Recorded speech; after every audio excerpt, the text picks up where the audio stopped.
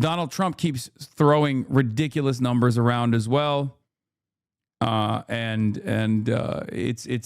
just, they're doing it with no care or consideration for people who have actually been killed. They're doing this because they think it's good for propagandizing why they're Iran.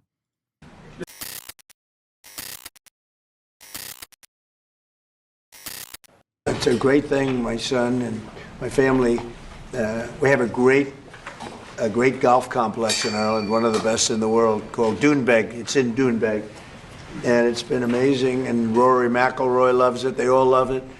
Great golfers. You have a tremendous golf tradition, and it was chosen for the Irish Open, which is a big deal. That's a big event. Absolutely, looking forward to it. Everybody wants me to be there. You just said, I hope you're going to go. I did. And we're going to try. We are going to try, but it would be an honor. But it was a great honor to be chosen. They only choose the best courses in the world for the big opens. It's one of the big ones, the Irish Open.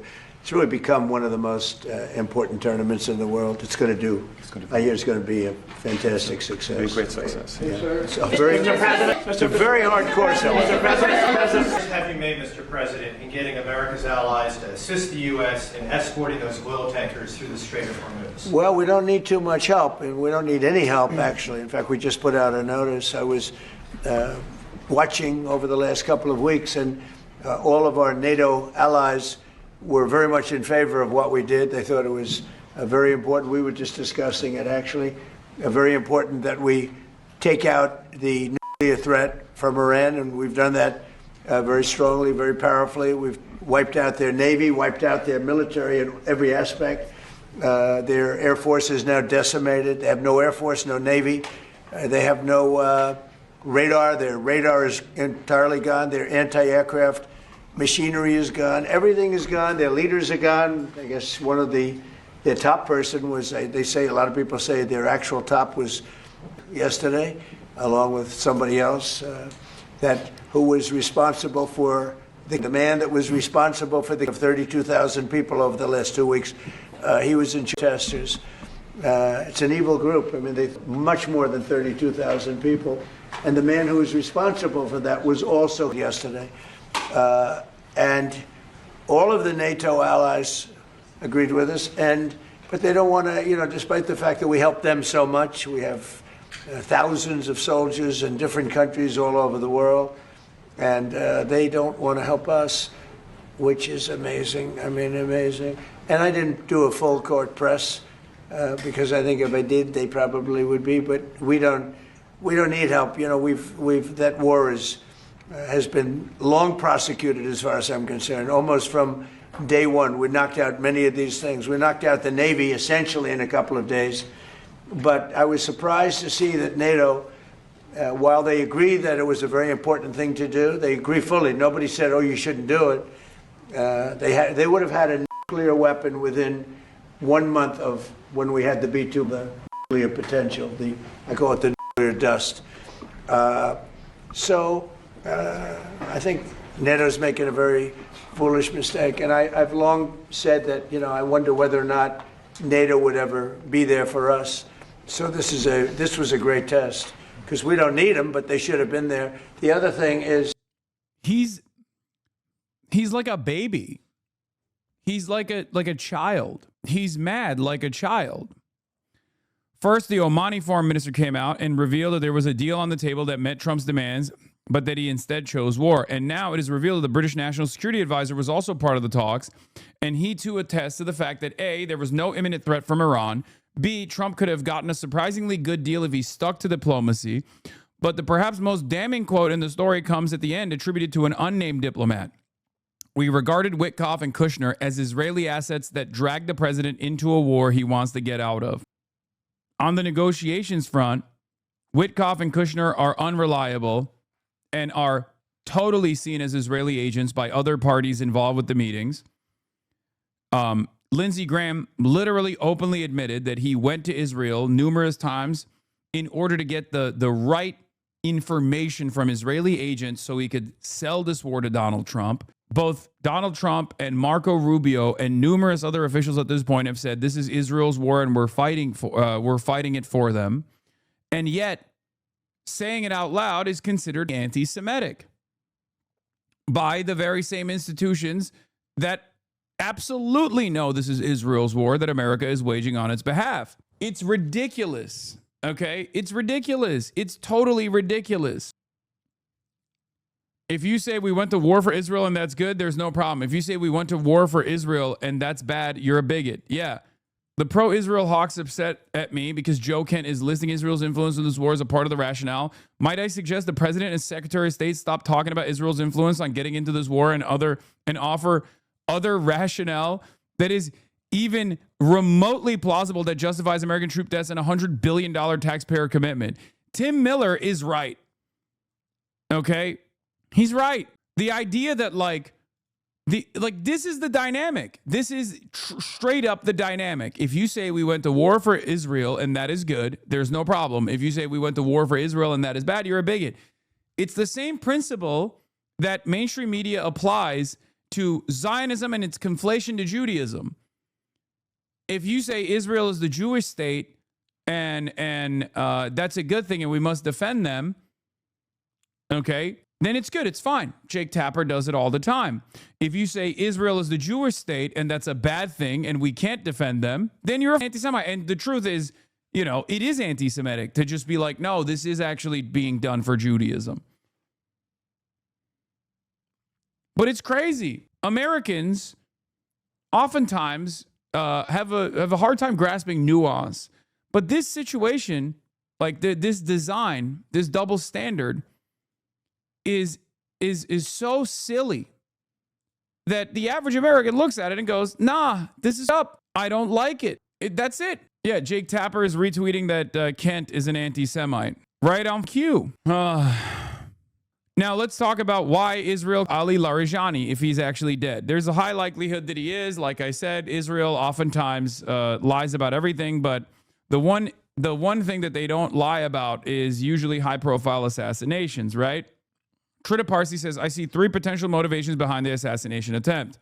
One, Israel is trying to literally off Trump's off-ramps. Larijani was not only a key figure within the regime who had emerged as a chief consensus builder, but also to off Trump's off-ramps, literally someone whose favorite talks to the U.S. and who could build consensus within the system for an Iranian off-ramp at some point. He also favored de-escalation with the GCC states and supported Pezeshkian's message on that point, though not the apology. There had been some efforts by Larijani to speak directly with senior Trump officials in December, for instance, to prevent the war. The Israelis want the war to continue to degrade Iran's military capabilities further, to shift the balance in the region in Israel's favor for years to come. They have fought for more than 2 decades to get the U.S. to go to full war with Iran, and having finally achieved that goal, they do not want Trump to cut the war short. Without figures like Larijani and the Iranian system, Trump's pathways to ending the war just got narrower. Number two, the U.S.-Israeli strategy may be shifting back to regime decapitation. The reason for this is that it's becoming increasingly clear that reopening the Straits of Hormuz militarily is simply too risky, and there is no international coalition willing to support Trump. But the Straits must be reopened from Trump's perspective because of the impact on energy markets, which eventually will impact gas and food prices in the U.S. and push Trump's own base to turn against this war. But if he cannot open it militarily, then the original idea of regime implosion may prove another path. As such, the of Larijani may have been seen as a second bite at the apple. The first bite, the assassination of Khamenei, did not yield results. But a few more assassinations of key figures may, the thinking would go. Now, there is no proof that this is successful. As a matter of fact, there's proof that this has been unsuccessful, right? I mean, they closed the Strait of Hormuz after Khamenei was and they have a decentralized mosaic structure in their defenses anyway, and that's precisely the reason why they've been actively pummeling the Gulf states and Israel as well, and destroying American assets in the region and American troops in the region since the decapitation strike took place. So the idea that Larijani's assassination would do anything but piss off Iran further and cause them to continue their war efforts is ridiculous. But once again, it ties back to Israel's ambitions of destabilizing Iran. Number three, opportunity.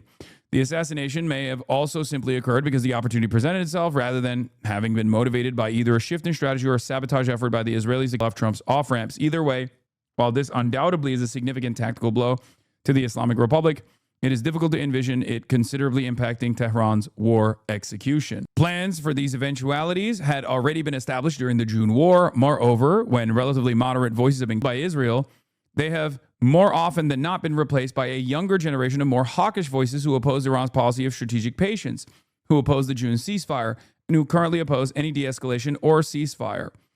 Whether this was Israel's intent or not, the most likely outcome, nevertheless, is the destruction of potential off-ramps for Trump. Jan Eliasson, former Deputy Secretary General of the UN and Foreign Minister of Sweden, also responds to Trita Parsi's assessment and says, Ali Larijani was one of the key leading figures in the end favoring the nuclear deal JCPOA in 2015. I had long and constructive talks in Tehran with him as the Speaker of the Mejlis at the time. Are off-ramps people to negotiate with? Off-ramps as in the people on the Iranian government side that are willing and interested in having talks with the Americans. Okay?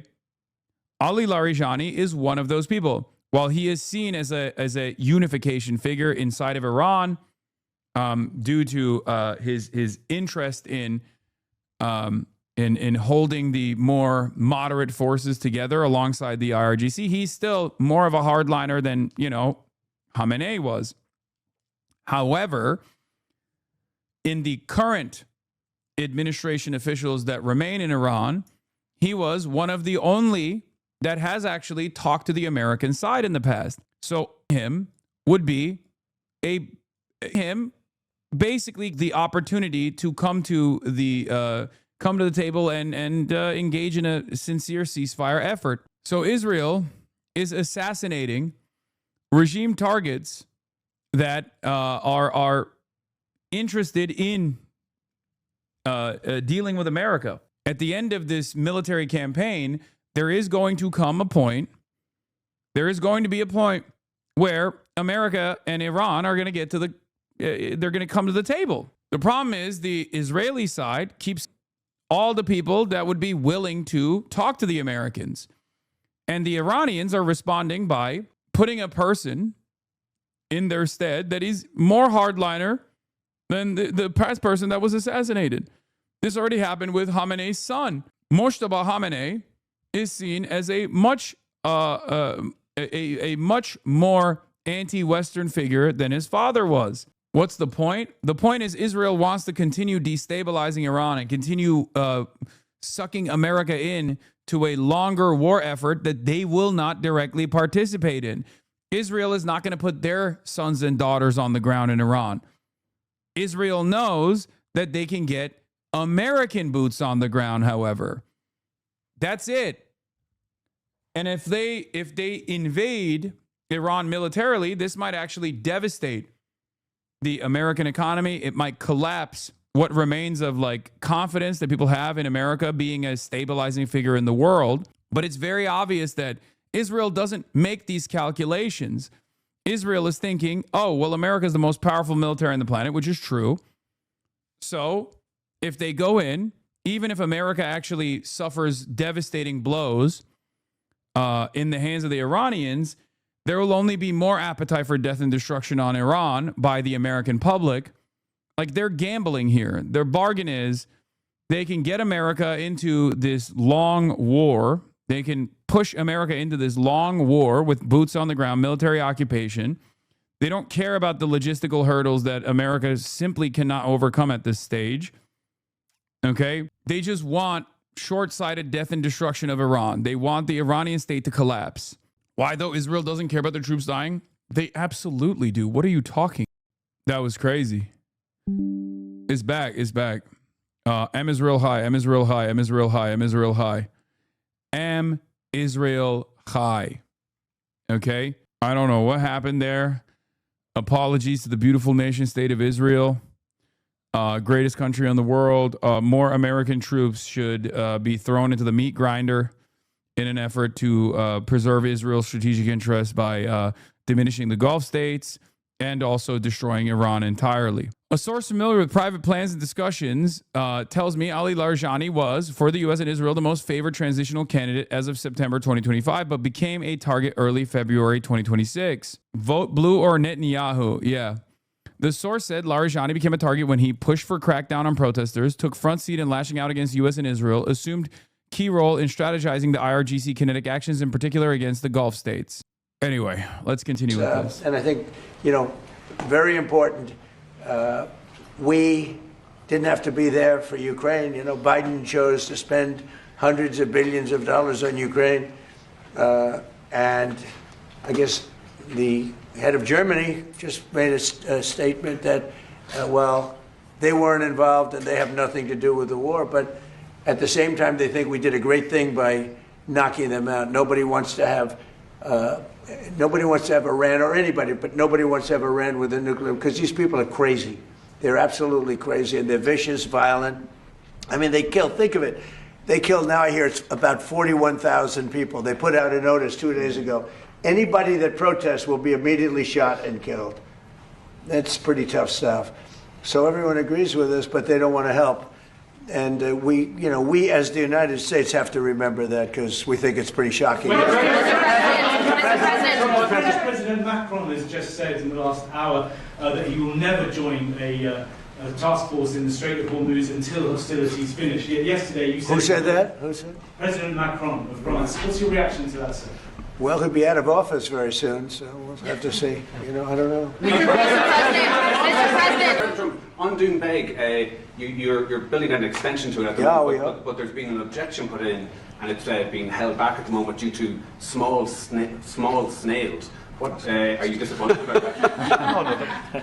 Planning Commission is I have not heard that. No. Mr. President. I mean, the course was built and it's been operated very successfully. Somebody's objecting. Human and environmental group is objecting to business. What the fuck?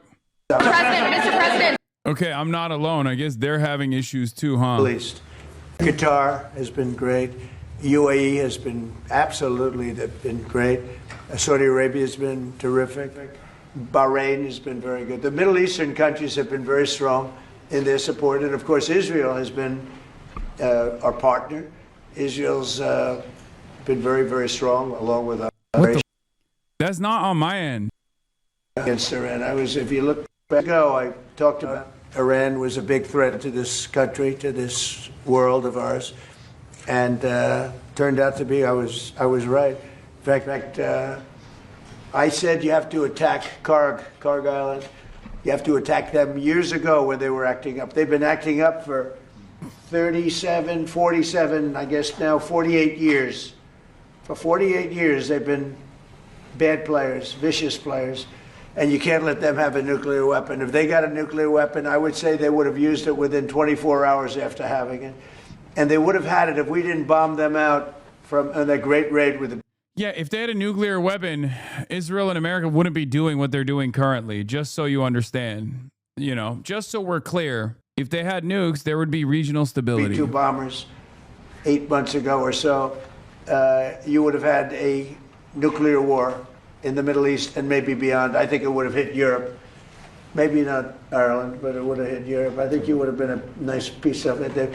It all gets you. It's big enough that you would have been affected. They would have hit Europe. Mr. President, your Director of National Counterterrorism, Joe Kent, he just resigned today. He said he can't support your conflict with Iran. What's your reaction to that? And did you? Well, I read his statement. I always thought he was a nice guy, but I always thought he was weak on security, very weak on security. I didn't know him well, but I thought he seemed like a pretty nice guy. But when I read his statement, I realized that it's a good thing that he's out, because he said that Iran was not a threat. Iran was a threat. Every country realized what a threat Iran was. The question is whether or not they wanted to do something about it. And many people, many of the greatest military scholars are saying for years that President... Yeah, this is also crazy. Oh, dude, yeah, our head of counterterrorism was actually weak on terrorism. He was weak on countering terrorism. If you thought he was weak on security, why would you hire him as a lead on counterterrorism is the question. that any competent journalist should be asking the president currently. It should have taken out Iran because they wanted a nuclear weapon. They were, if we didn't do the attack, or if, I'll go a step further, if I didn't terminate the Iran nuclear deal given to us, one of the worst deals ever made by Barack Hussein Obama. Remember when they sent Boeing 757s over there, loaded with cash? Hundreds of millions of dollars. You would have been very happy. This was a wonderful, they sent hundreds of millions. People forget that. Does anybody remember? Right? You remember of millions of dollars in a Boeing 757. I think they had two of them loaded. They took the seats out and they put cash. And it was so much that there wasn't a bank in Virginia, Maryland, or D.C. that had any money left. They stripped them of all their money, put it into place, sent it to Iran, almost as ransom. That's not going to happen with Trump. And nobody ever did anything about it. Nobody ever said anything about it. Can you imagine if I did that? So they've been a threat for a long time. But they've really been a threat. If I didn't terminate Obama's horrible deal that he made, the Iran nuclear deal, you would have had a nuclear war 4 years ago. You would have had nuclear holocaust, and you would have had it again if we didn't bomb the site. So when somebody is working with us that says they didn't, this is all bullshit. Like every single thing that he's saying here is fucking bullshit. Iran was not a nuclear threat. Iran was not an imminent threat. Iran having nukes obviously is something that the American government and the Israeli government would never allow them to have. Like, you don't want any foreign adversary to have nukes, clearly. But if we're pulling ourselves out, like, because you're not the American government, I'm not the American government, you're an ordinary American citizen. If you're like looking at this seriously, of course, Iran and every other foreign adversary or any other nation in the periphery having nukes objectively leads to them being able to develop in the ways that they want to. It allows them to have sovereignty. So that's just facts, okay? If Iran had nukes, the region would be more stable because Israel would not be able to behave in the belligerent ways that it is behaving currently. Obama has literally been out of office for a decade, but this old man refused to let his petty grievances go. Yes, Obama was the last effort. Obama was the last effort. The JCPOA was an objectively good deal for American interests. That was dealing with Iran through sanctions relief and dealing with Iran through diplomacy, something that they were very clearly interested in doing, especially because Ali Khamenei had a fatwa on no nuclear weapons regardless, right? And all of the the uranium enrichment that they were engaging in after Donald Trump came in and destroyed the JCPOA was simply so they can have an upper hand and leverage in the negotiations. Agree 90%, but they didn't allow inspection of certain sites. That's not true. No. Iran was faithfully following through on the JCPOA agreements through and through. That's just not correct. No, because the JCPOA was not just a bilateral commitment between the United States of America and Iran. The JCPOA is a multilateral agreement that actually brought in China, Russia, and the European Union as collaborative partners. The International Atomic Energy Agency had literal round-the-clock surveillance inside of Iranian facilities, and I believe they still do for many of the facilities that haven't been destroyed or whatever. So the idea, they had cameras on the enrichment sites. So the idea that Iran was sneakily still developing a nuclear weapon is incorrect. At least during I remember reading something like that in 2018. I wasn't fully aware. Yes, that was a lie. You got duped by Israeli pro-Israel media. Okay? As a matter of fact, I will go so far as to say that not only was Iran abiding by their commitments to the JCPOA, they continue to do so after Trump openly said, we're throwing the JCPOA in the pile. It's over. It's done. I'm ripping it apart. Iran still continued abiding by it. Iran was still continuing to abide by the agreements. Okay. Like the agreements outlined in the JCPOA. And not only were they continuing to follow in good faith the negotiations and the limits that were placed, they even allowed European investigators access into the sites. after Donald Trump said that he was throwing this deal in the pile. Okay. It was only after Donald Trump added secondary sanctions to the IRGC and secondary sanctions to Iran did they say, all right, fuck it, we're going back to nuclear grade uranium enrichment. And they started enriching uranium beyond the civilian limit that they had previously abided by. Okay? That was only after. It wasn't even after Donald Trump said openly the JCPOA is done. They did it after Trump added sanctions. And the reason why they actually started enriching uranium once again beyond the civilian levels was so they can establish leverage in the next round of talks that would inevitably take place, right? So that was the reality. And there was literally here in 2018, just like with the Iraq WMD situation, just like with the Iraq WMD lie, when there were international investigators that actually said, no, America is lying. We've seen the sites that they claim have WMDs. These sites do not have weapons of mass destruction. And America said, fuck you. Okay. The exact same thing happened with Iran complying with the nuclear deal restrictions, according to the International Atomic Energy Agency report in 2018. Okay. So just remember that. Vienna. Iran has remained within the main restrictions on its nuclear activities imposed by a 2015 deal with major powers, a confidential report by the UN Atomic Watchdog indicated on Thursday. America lied about it, though. The Trump administration said, nuh-uh, that's not true, for no reason other than the fact that Israel did not want this deal to stand. That's it. Didn't think Iran was a threat. We don't want those people because, and there are some people, I guess I would say that, but they're not smart people or they're not savvy people. Iran was a tremendous threat. And virtually every NATO nation, and this is the thing, if they told me it wasn't a threat, and therefore they don't want to help, but when they say it was a threat, and it was a major threat, every one of them, I think every one of them, I don't know if one that said they're not a threat.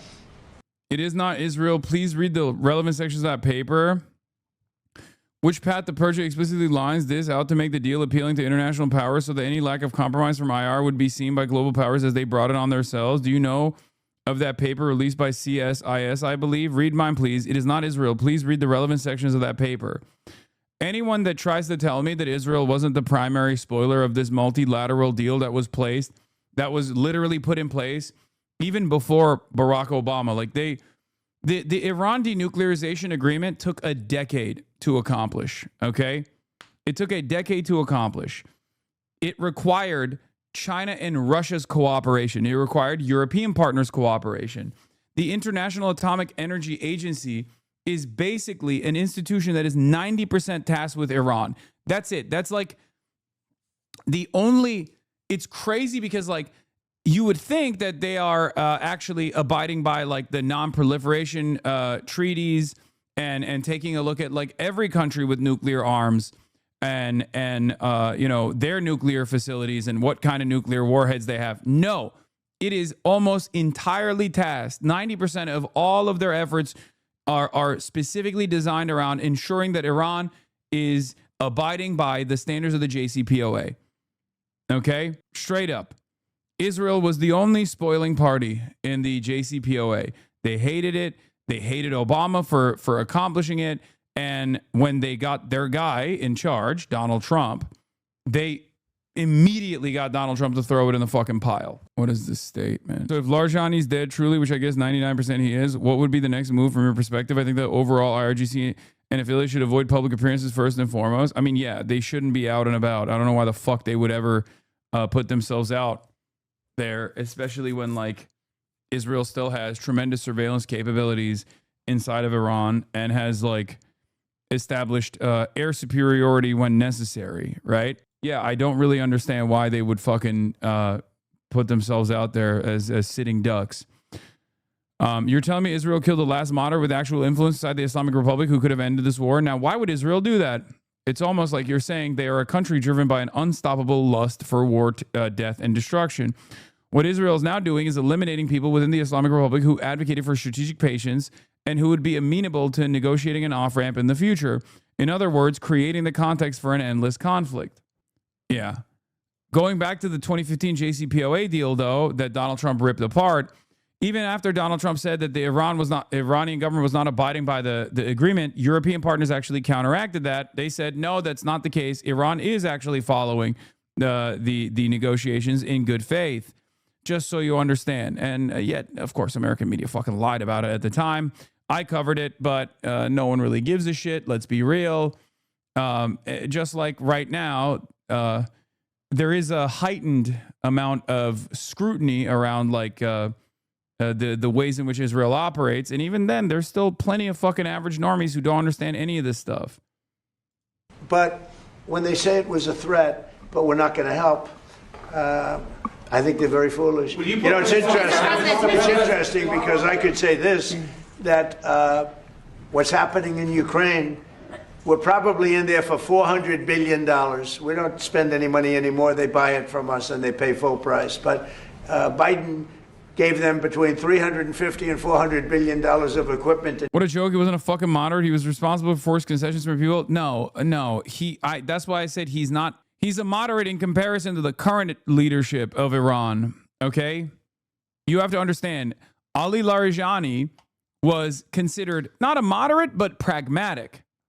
Okay? He was in the current administration in Iran, one of the most moderate figures that remain. Okay? People like you, by the way. What do you mean? Oh, you're saying yes, he engaged in tremendous repression against Mossadegists and communists. Yeah, I know, dude. Shut the fuck up. It doesn't matter. Okay? It's so stupid. Yeah, you think I don't fucking know that? What are you talking about? I'm very aware of that. I'm not. Oh my God, these guys. It is utterly irrelevant now, don't you think? No, he's not wrong. He's trying to do the classic thing where it's like, oh, the IRGC forces were tremendously repressive towards communist Iranians and Iranians that align with your framework, with your perspective. You think I don't fucking know that? I do know that. Yes. Also, what do I always say?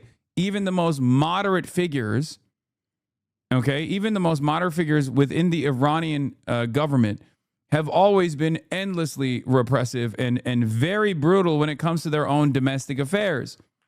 Okay? Yeah, I know. Part of that is part of that is the fears that they might lose their grip on power. And part of that is due to instability born out of foreign intervention.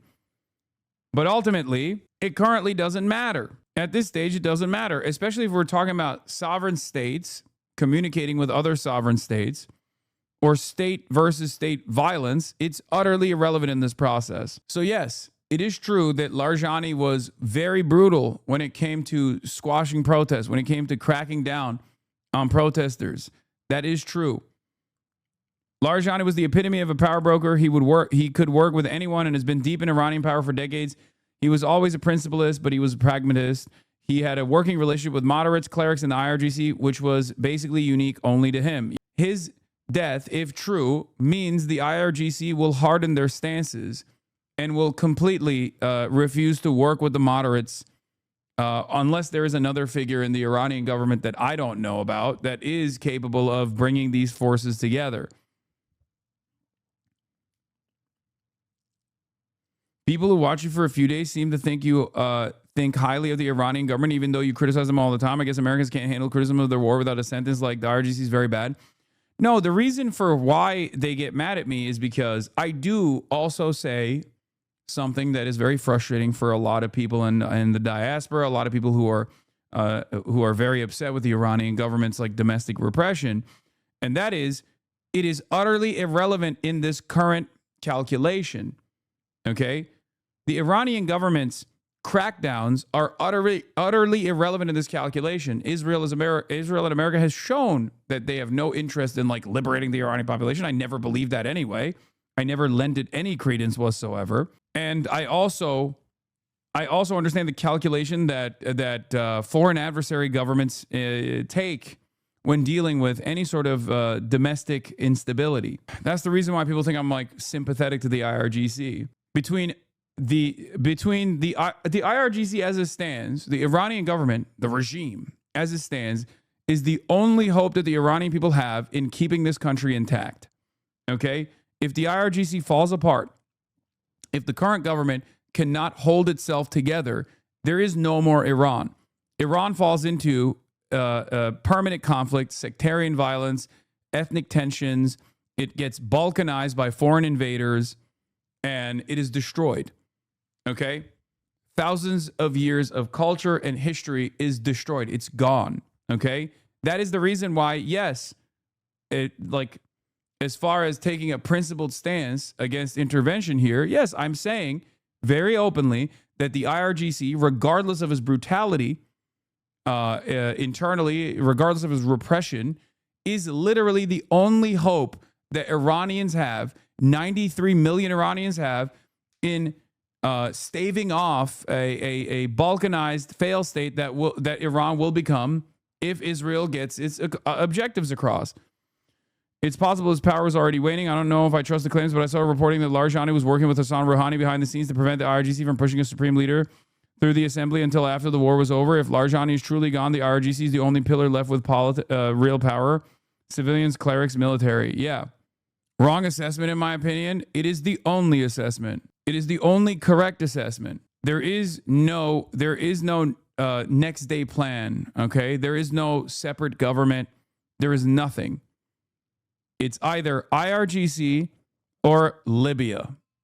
It's that simple. It's either IRGC or Libya. Anyone that believes that Iran can be balkanized and become a better country as a consequence of that is delusional. Okay, and more often than not, wrong in that Iran will probably hold itself together regardless. Yeah, that's ridiculous. Balkanized, like as in chopped apart, region by region. What? Man, you don't have to present every dead Iranian government as some moderate. This guy is the guy who killed all the protesters. Fuck Israel, but don't glaze the guy. Just don't mention him. Love you, Hasan. By the way, you're doing it, Tucker Carlson. Jews did this. Jews did that. A sober assessment of Larijani and the role that he could possibly play in the negotiations that you hear not only from me, but from literally like you hear from previous heads of state is not me glazing Iran or glazing Larijani. It's me just giving you the truth, okay?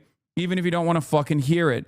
A moderate figure in the Iranian government doesn't have to be a cheery guy, okay? He's not like some bold, brave revolutionary. Shut the fuck up. It's so ridiculous. Also, I don't know what Jews have to do with this at all. In cash. Someday they'll have to find out about the cash. And you could say that wasn't a threat, you know, we're helping them. So we helped them, and they didn't help us. And I think that's a very bad thing for NATO. Mr. President. Are there any repercussions for NATO, and are you still going to China? Well, yeah, on China, it's a little different story. We're resetting the meeting, and it looks like it'll take place in about 5 weeks. We're working with China. They were fine with it. We're going to say, I look forward to seeing President Xi. He looks forward to seeing me, I think. But I do look forward to seeing him. We have a good relationship. Oh, by the way, for the record, another thing that I do sincerely stand on is that, yes, regardless of like what Iran contributed to in Syria, for example, all of that still in mind in this calculation, Iran is better than Israel. Yes, 100%, and better than America too. Regardless of every single death that Iran contributed to in the fucking region, they are still a better force. Regardless of every single Iranian that the Iranian government killed, even with all of that calculation in mind, when you compare it to Israel's actions against people that it currently occupies, the Palestinian people, it's not even a comparison. That's part of the reason why the Israel First crowd has actively said, oh, Iran killed 30,000 people. Iran killed 80,000 people in a matter of a day and a day or two. The reason why they say that is so they can try to bring up in the Western world like the reputation of Iran to like something that's even remotely comparable to what Israel has done to the Palestinians. Okay? The real number is somewhere between 7,000 and possibly like a more liberal estimation would be 10,000, which is an incredibly high number. It's completely unacceptable, but it is utterly irrelevant in the grand scheme of things. It's utterly irrelevant in this calculation because America is murdering school children. America and Israel are blowing up desalination plants. America and Israel are attacking Iran and decapitating the heads of state with the overarching goal of destabilizing Iran and turning into a failed state. The number of casualties, the number of deaths, the number of displaced will be in the fucking millions. Okay? It's just not even a question. With China. China actually has become economically for us very good, as you know. It's much different than it was in the past. And we have a very good working relationship with China. So we're making it in about 5 or 6 weeks. Mr. President. NATO for not supporting you on this. Any repercussions? Well, no, I just think that it's not good for a partnership when they say what you're doing is a great thing, but we're not going to help. Yeah, 30 to 50,000 deaths in less than a week would leave mass graves visible via satellite. Tons of people actually killed over foreign operatives. Yeah, no, it's just, it's ridiculous. Like I've told you already. It's not only ridiculous, but it's utterly irrelevant. It's just made up. It's completely fucking made up. The idea that like Iran killed, 50,000, 80,000, or even 30,000 people in a matter of 2 fucking days. I think the 10,000 number is already incredibly high. I'm saying like the highest estimates are like the Harana estimates are around 7,000, which I think is it factors in virtually every single person that's being killed. Donald Trump keeps throwing ridiculous numbers around as well. It's just, they're doing it with no care or consideration for people who have actually been killed. They're doing this because they think it's good for propagandizing why they're bombing Iran. Mr. President, what you did is a great thing, but we're not going to have it. In Iran, because the Iranian regime has told Sky News, if you put boots on the ground in Iran, it will be another Vietnam. Are you afraid of that? No, I'm really not afraid of anything. Mr. President, are you rethinking the United States' relationship with NATO possibly getting out? Well, I'm disappointed in NATO that we spend trillions of dollars on NATO. Think of it, trillions over the years, many trillions of dollars. It's one of the reasons we have deficits and we help other countries. And when they don't help us, I mean, it's certainly something that we should think about. I don't need Congress for that decision, as you probably know. I can make that decision myself. I'd work with some very smart people. And I'd always deal with Congress anyway, but I don't need Congress for that decision. But, when you say rethink, I have nothing currently in mind, but I will say that I'm not exactly thrilled when we help them with Ukraine. Look, Ukraine would have been over in 1 day if we didn't help. Frankly, Ukraine would have been over in the first day. They had the best equipment in the world. It was our equipment, given by Sleepy Joe Biden. No charge. Hundreds of billions of dollars of the best equipment in the world, no charge. I will say that I'm not happy about it. One on Iran and one on Cuba. Is Iran now a bigger foreign policy priority for you than China? And on Cuba, the Cuban government. Iran is just a military operation to me. Base Iran Trump, is go Trump, something that forever. Was essentially largely over in 2 or 3 days because the Navy was wiped out almost immediately. The Air Force came next. The anti-aircraft came next. I mean, we're flying over Iran. We could take out their electric capacity in 1 hour. We have there's nothing they can do right now because everything is knocked out. They have no radar, no anti-aircraft. They have nothing. And we don't, and it was a decision I made. We discussed it. Pete, Marco, JD, all of us, Chris, we discussed it. We can knock out their electricity in a matter of minutes if we wanted to. There's nothing they can do about it. We can knock out their oil in Carg Island. The only thing we didn't take down was their oil because if we knock out, I call them the pipes, very complex. But if you do that, it'll take them forever to rebuild, meaning whoever, and hopefully it's a sane group of people, but whoever it is that's going to be running that, and we're going to try to get people that are going to run it well, and it's going to be a prosperous, wonderful place. It used to be, if you go back, it used to be the people are great, the people are smart and energetic, and it used to be very successful. Now it's a country run by fear. It's a country where they tell protesters, don't go outside, because if you do, we're going to kill you. Yeah. Why do you hate the Poles and repeat Polish jokes from the 20s when we were not considered white in the same way as the Irish? I love Polish people.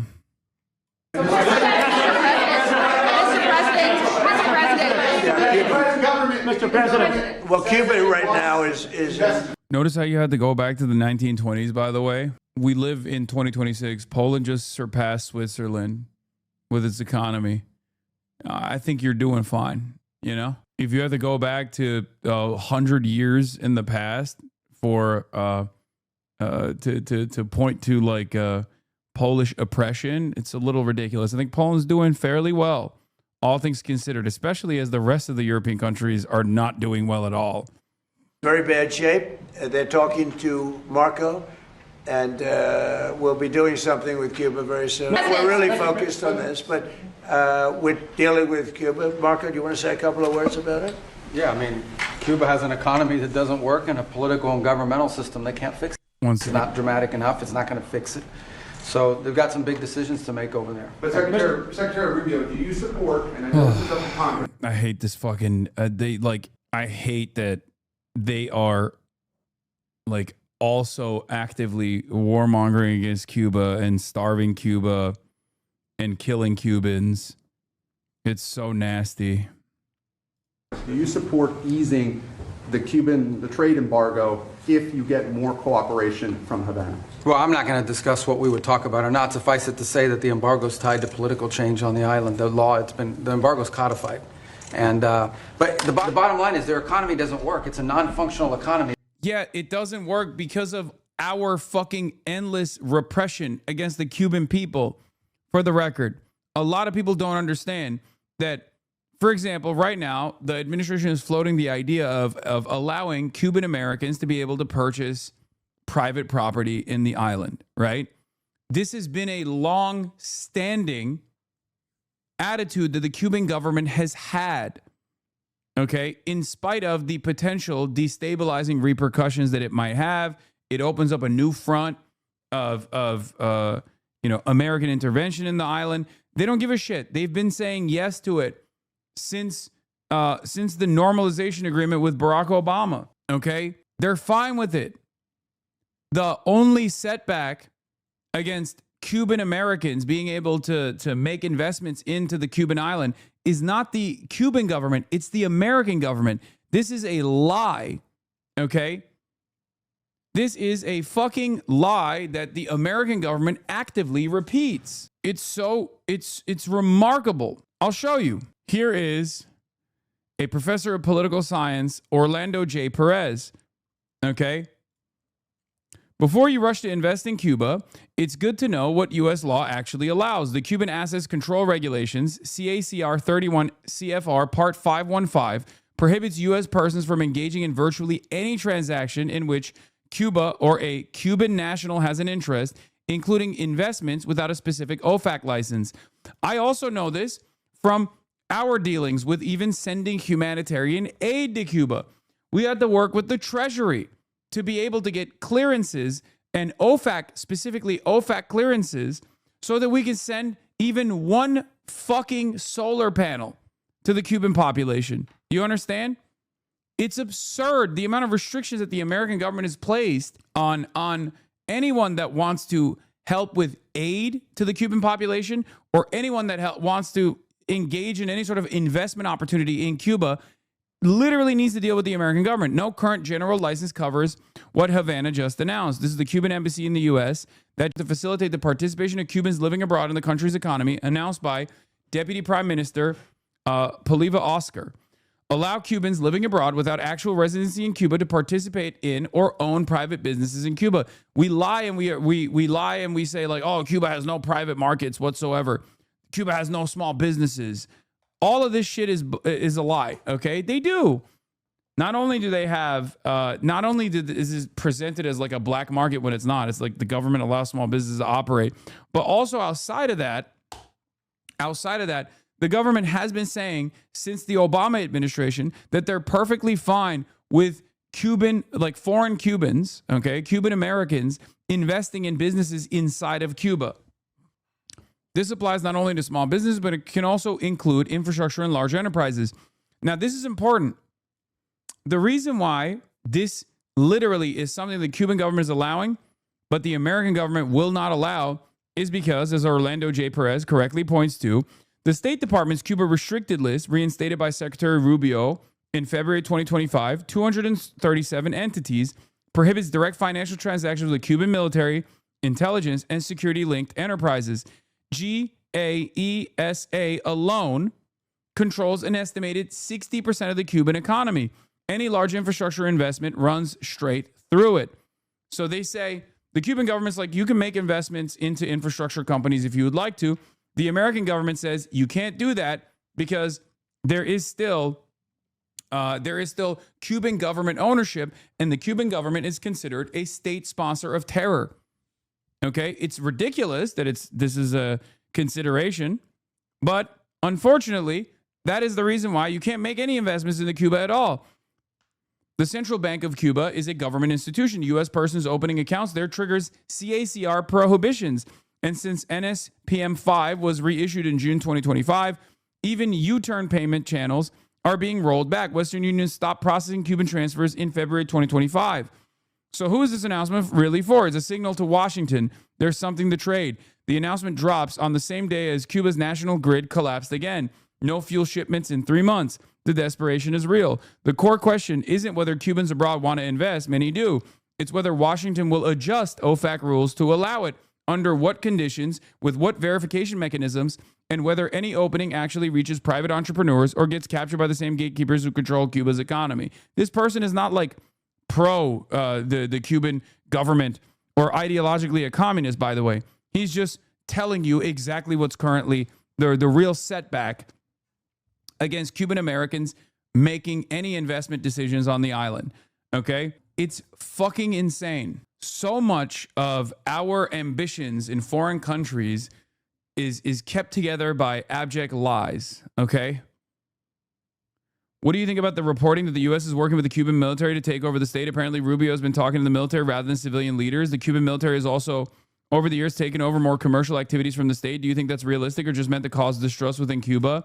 No, I think that both the military and the current Cuban government, regardless of who's in charge, is still run by communists. So I don't know what the decision is. And not only are they like hardliners, they unironically are hardliners about having a completely centrally planned, completely centrally controlled economy.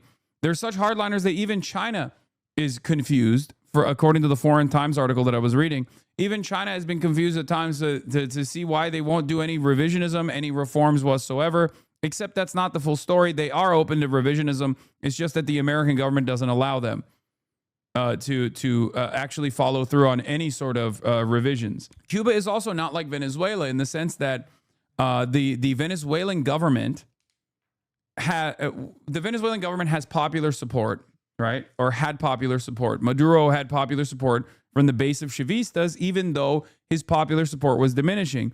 In Cuba, there are obviously people who hate the government, right? There's like, not every single one of them are agents of the American state. There are people who are frustrated and falsely attribute their pain and their struggle to the Cuban government, and don't see the Cuban government's decision making as a triage out of necessity, because they just simply don't have the goods to be able to offer all the services to every single person all the fucking time, because they're objectively kept poor after decades of American restrictions. But what is this? What are you talking about? Venezuela's government has zero support. Yeah, you're a fucking idiot. The Chavistas, albeit diminished, were still the base of support for the fucking Venezuelan government. Like, they had I don't know what the exact percentage is, but you're objectively wrong. So wrong that even Trump recognized that when push came to shove, and that's the reason why Delcy Rodriguez is still in charge. There was no popular support, or at least popular enough support that wouldn't completely fucking destabilize the country, which would make it impossible to extract oil, if Maria Machado was placed in charge. If the numbers were correct, Maria Machado's representative was supposed to get 70% of the votes, right? That's bullshit. That's not correct. If that was the case, then America could have easily engaged in a bloodless coup where they could have just brought Maria Machado into the state. In charge is brought for Delcy. Yes, I'm just saying that like they chose to keep the government intact because the Chavistas still make up a decent percentage in the popular mobilization. They like I'll give you an example. If you're not objectively, if you don't have a real social base for your movement, you can't have collectivos. Okay, collectivos are what? Guys who are party cadres, people who are ideologically loyal to Chavez and therefore loyal to Maduro as well. If they didn't have that social base, they wouldn't arm 8 million fucking Venezuelans with small arms, right? They couldn't do that because then those small arms would be inevitably used against Maduro himself. Sometimes it's that simple. If you want to comprehend like how this stuff works, think about it. It's not dissimilar to how the United States of America, for example, has a Second Amendment because they know that the people that have those arms, regardless of the American government's unpopularity, they know that the right-wing base of support has a shit ton of weapons and they will never train those weapons on the government itself. Okay?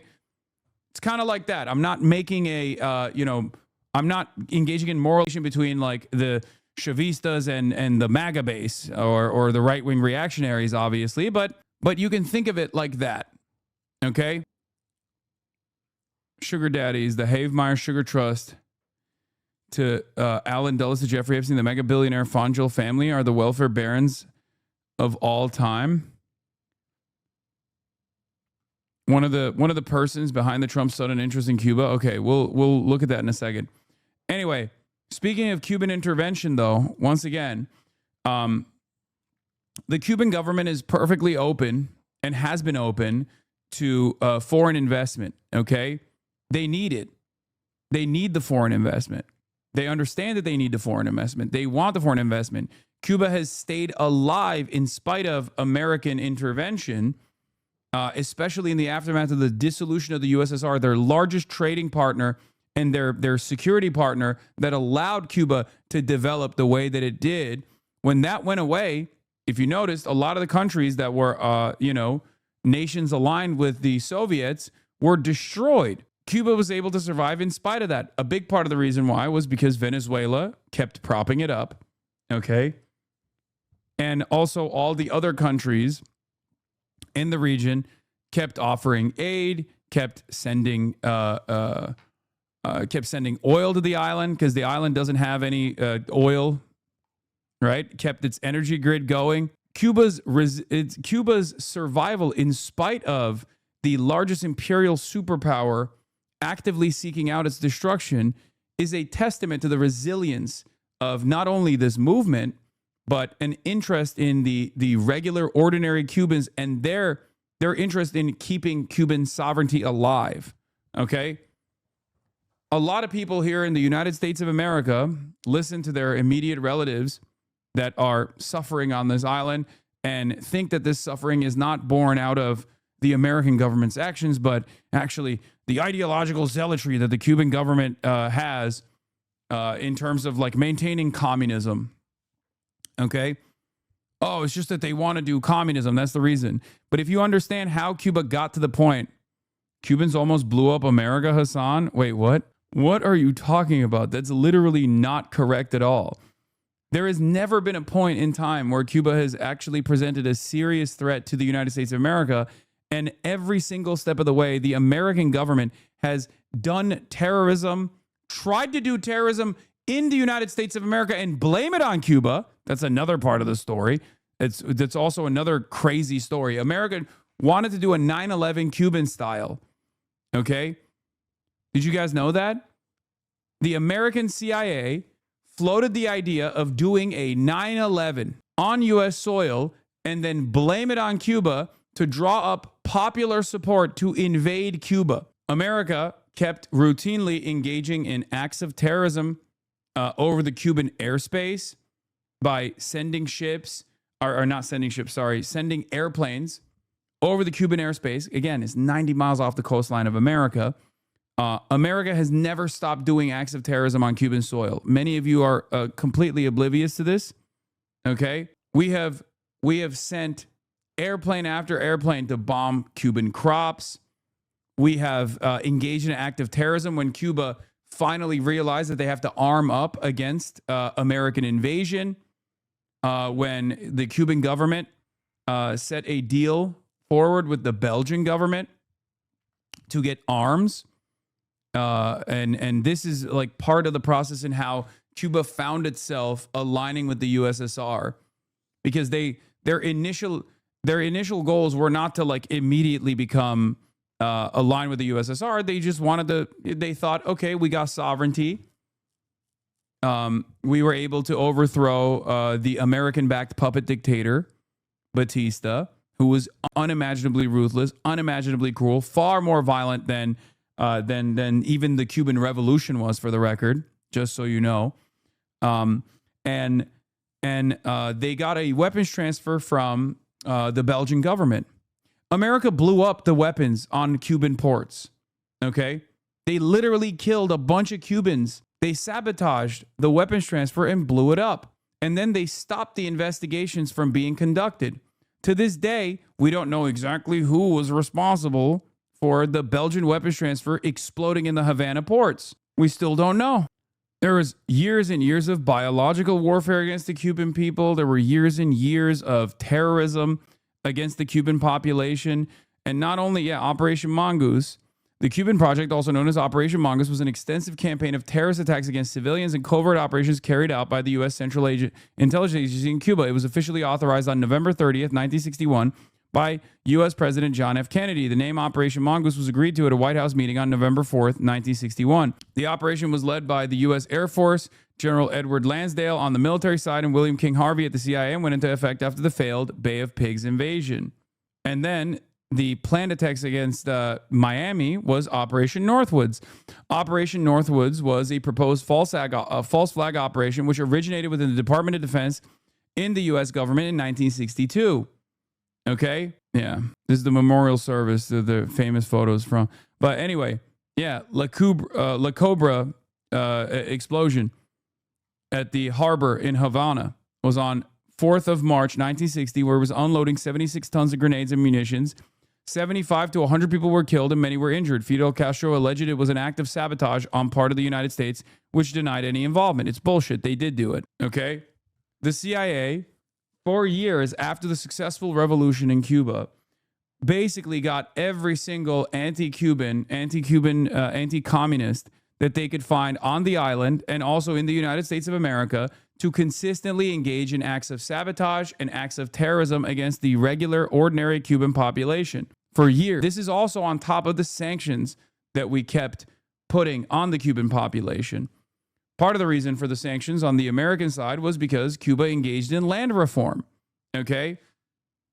Cuba engaged in land reform as an act of sovereignty in an effort to develop their country in the way that they wanted to, in a way that was more egalitarian under communist principles.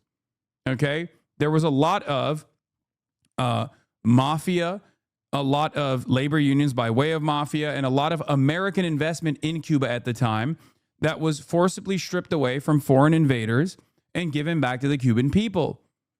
This not only frustrated a lot of the extremely wealthy Cubans that were aligned with the Batista regime at the time, who now had to give up some of their land, right? And for the record, if you want to understand the sincerity of this land reform, Fidel Castro's own parents had more land that was allowed by the Cuban government. Fidel Castro literally made his own parents give up parts of their land in the expropriation process. Okay? That's how real they were. There's a chance that when you arrive in Cuba, there won't be any internet or electricity at all, almost anywhere. How will you be able to stream? I have my own methods. I'm bringing a full kit that I will be leaving behind in Cuba as well for the Cubans. But I have solar panels. I have a battery bank with a solar panel.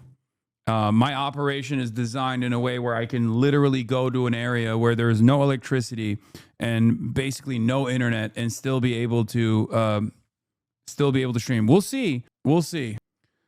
Anyway, Operation Northwoods, the one I was talking about, was the proposal that called for the CIA operatives to both stage and commit acts of terrorism against the U.S. military and civilian targets, and then blame them on the Cuban government and use them to justify a war against Cuba.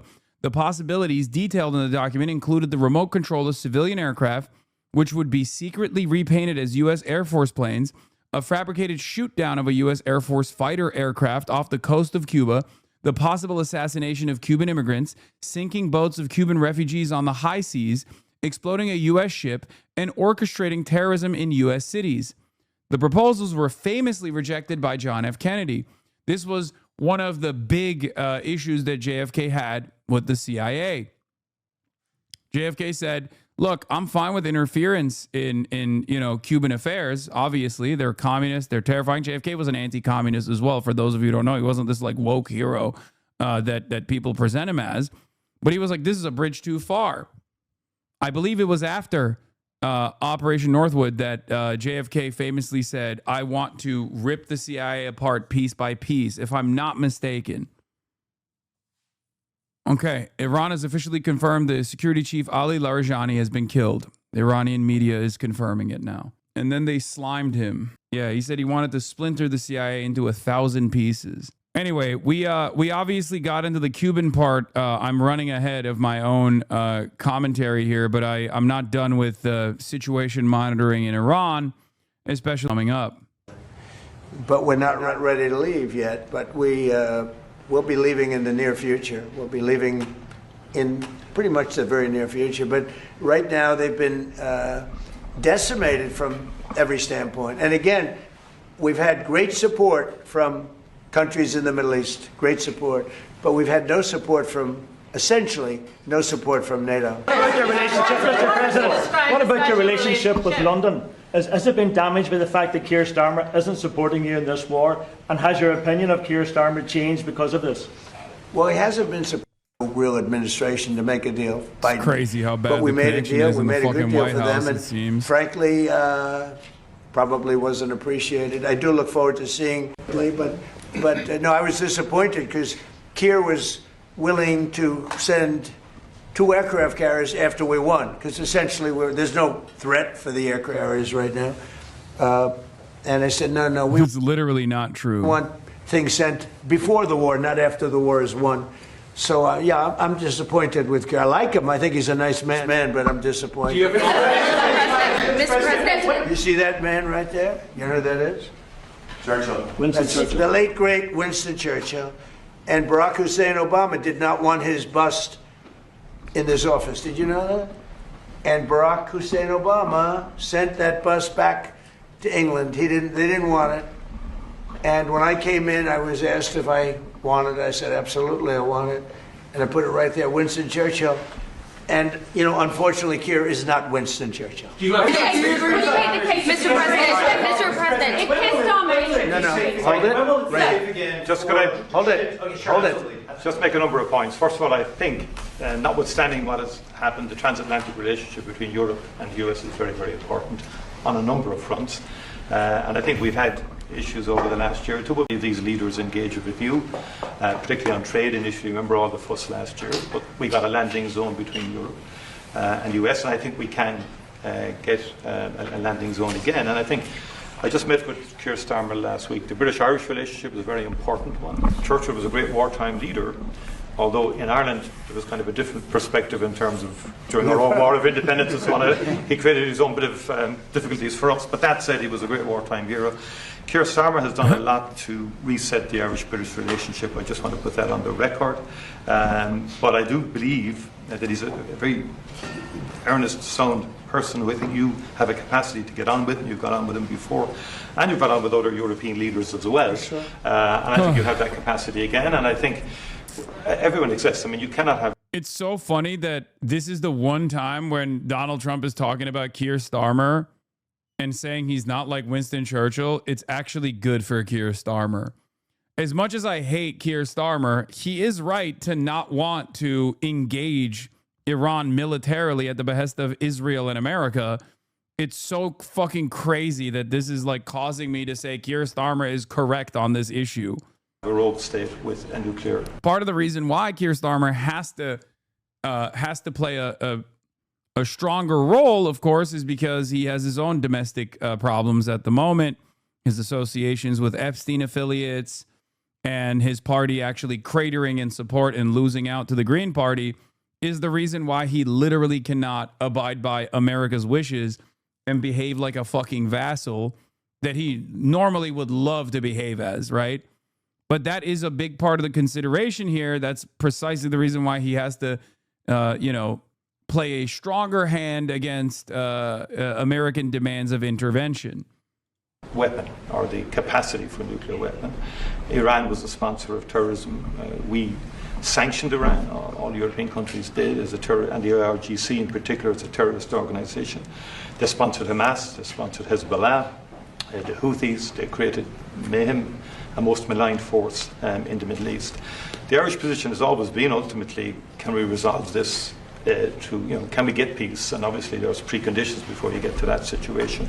We had our own conflict, which went on for 30 years, and we learned a lot from that in terms of how to try and bring about peace. And I think I've listened to you in terms of, you're correct. I mean, our hearts go to the Michael Martin, dog of the Imperialist era, West Brit cook.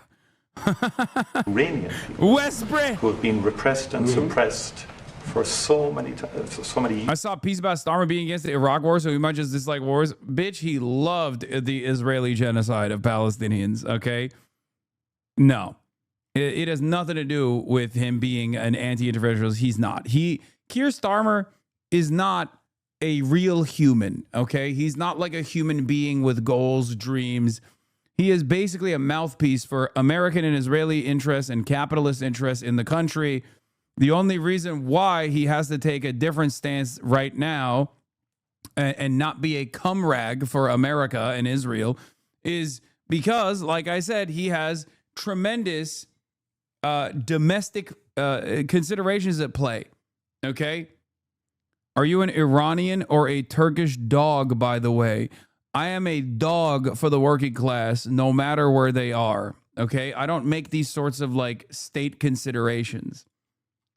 Years, culminating in that savage murder of thousands and thousands of Iranians some months ago. No one was in a position to do anything about that. I care about ordinary people. Sometimes a state's interests might align with the ordinary people's. In this circumstance, the Iranian state, regardless of its domestic repressions of the past, being intact is going to be beneficial for the ordinary Iranian people. Okay?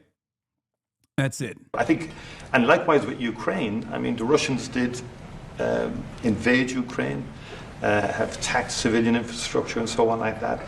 And for the people of Ukraine who just want peace and an opportunity to live, I think we have to continue to work to see, can we bring peace, different regime to Iran where Iranians can live in peace again, and the people in the Middle East can live in peace, and you're doing your bit there in terms of the work in Gaza and so on like that. And I think that's what we want, is a peaceful resolution of conflict. That's where we come from as a small nation. Right. We've been peacekeepers all our lives, and we're the longest serving nation in terms of provision of peacekeeping forces in the world, as it turns out. But we think ultimately all conflicts come to an end, and I think we have to try and work towards that end. And I'm sure European leaders and the US administration will engage, and hopefully we can get a landing zone. So, I mean, the only thing, and I agree with everything you said, but we helped with Ukraine. yes.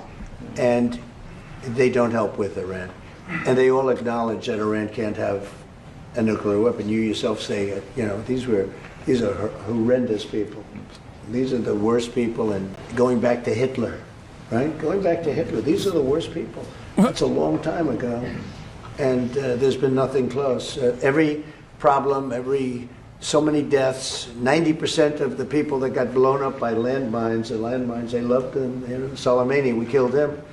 If we didn't, it might be a different story, because he was a horrible person, but he was a very powerful person and leader, smart. But we killed him. If we didn't, I think you'd have it. I did. But I think it would have maybe a different situation. It wouldn't have been so easy as it has been, because it has been very easy. It's all of their military is there, but you can always have somebody drop a mine in the water. It's like terrorism. Yep. And then you have the people that own the billion-dollar ship saying, well, let's not move that ship yet because we want. So we thought that Europe would help that because they do have some minesweepers. But it's amazing that. No, the real reason why they want an international coalition of the willing is clear. It's because they think they can apply more pressure to the Iranian state to stop if they make it seem as though there is more support for this military campaign beyond America and Israel, regardless of how fucking unpopular it might be in those countries. And it is very unpopular. Okay? That's the reason. It's mostly just symbolic. It's like to basically say the entire world is against Iran. There is a little bit of PR interest here. Okay? That's it. And so far, the European leadership has not budged. They've said, no, we're not doing that, which is good. The irony, of course, is I think, when push comes to shove, if you were to ask, like, whose side are you on? I think most people, not the governments, but most peoples would be in support of the Iranian government over the Israeli or the American one. It's really simple, Mr. Berman. It's really simple. The people in those countries hate military action in Iran. What are we talking about here? Okay, net approval rating, U.S. military action in Iran. In Canada, way underwater, minus 27 points. You think that's low? Thank you, Mr. Berman. You think that's low? Take a look here in Japan. Negative 73 points. My goodness gracious. Way down there. Canadians, what the fuck is that, man? Minus 27 only?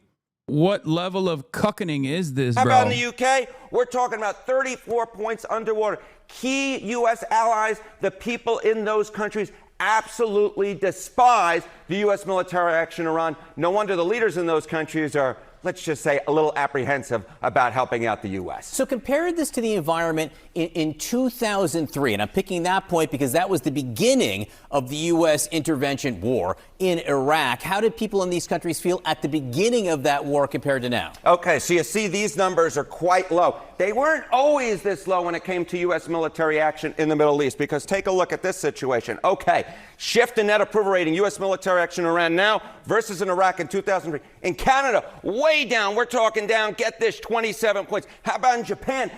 Way down there, down 45 points. How about in the UK? And of course, there was UK involvement in that particular war. Look at that, down 48 points. So what we're seeing is a massive shift when it comes to how the people, our allies, people in those countries, are viewing the U.S. military action in the Middle East.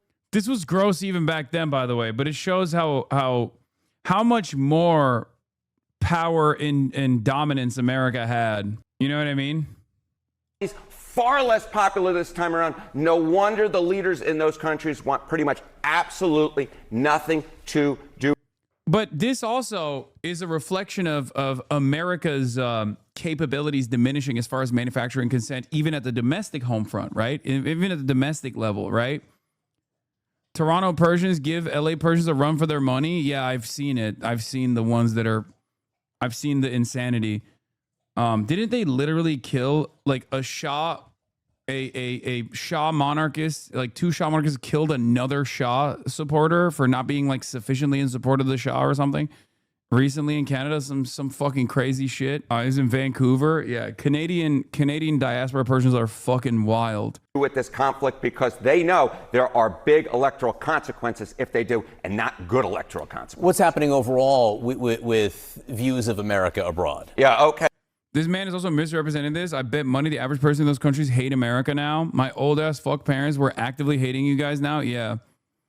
I think that the Trump annexation threat was like a fucking atom bomb that woke up a lot of Canadians, which is part of the reason why someone who is like a neoliberal cuck like Mark Carney would come out and be like, oh, we need a new world order for the middle powers. Like, he would have never made a speech like that if he didn't realize that like there is a lot of appetite in Canada to stand up to America, which of course he's not doing in his policies.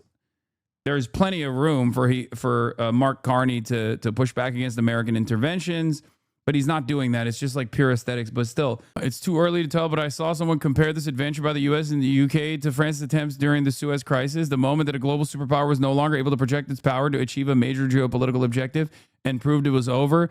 I don't think it's too early to tell. I think America's capabilities have diminished dramatically. I think the confidence that people had in America as like the hegemonic superpower is gone. It's obvious because America was completely incapable of defending its own assets in this region.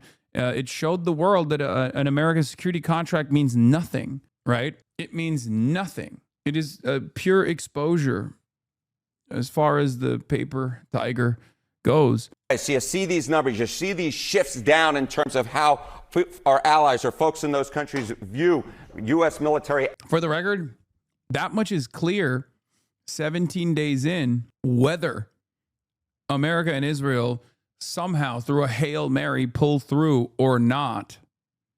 Do you understand? Because like America and Israel could still, I don't know, deploy the metric ton equivalent of multiple nukes on Iran, and somehow like there's pure destabilization, you know, make the Iranian population really suffer something, right? There's always more appetite for death and destruction. Let's say they accomplish their goal and create a failed state in Iran. That still doesn't change the reality that in the first 17 days of Operation Epic Chungus, Epic Fortnite Chungus, the Iranian retaliation has shown the world that America is incapable of defending its allies, incapable of defending its own assets. Just completely incapable. The Middle East. You see how unpopular it is this time around. Canada, Japan, the UK. And this is just part of a larger picture, Mr. Berman. A larger picture. Favorable view of the U.S. in 2025 versus 2024. Of course, Donald Trump being the president in 2025, Joe Biden being the president of the United States in 2024. Look at this. Favorable view of the U.S. down 79% of 24 countries' residents asked. The bottom line is this. The folks overseas are far less likely to view the U.S. favorably, and those chickens, they're coming home to roost in this situation, as there's very little support abroad for the U.S. military action in Iran. Yeah, I don't understand why. Oh, man, these guys just don't understand how hot we are, I think. Everything else aside, Joe Kent's resignation clearly rattled the administration, and it goes to show you what a massive moral and strategic failure it was that supposedly more principled restrainers did not. Yeah, hard quote. Lies written in ink cannot disguise facts written in blood. America makes every bullet for the federal government in one site. They make every artillery shell on another single site, which is actually just the other side of the same building. We can make like 50 Tomahawks a year, and those are built in one building. We base and are now shocked that we can't fight for more than like a week. Yeah. Hasan, when are you gay? Anyway, it is true that the Kent resignation has rattled the administration.